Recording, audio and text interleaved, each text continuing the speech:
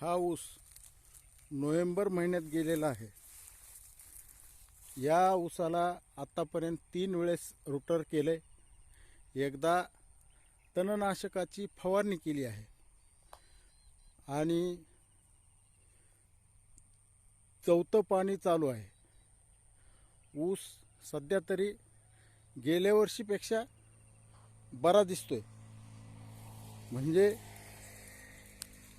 ऊसाचे फुटवे चांगले आहेत. जमिनीतून फुटल्यामुळं ऊस मरणार नाही. हार्वेस्टरनं गेल्यामुळं ऊस जमिनीलगत तुटतो. ऊसाचं पाचट लवकर मोकळं होतं, लवकर जिरून जातं. हे सगळे फायदे हार्वेस्टरच्या ऊसामुळं आहेत.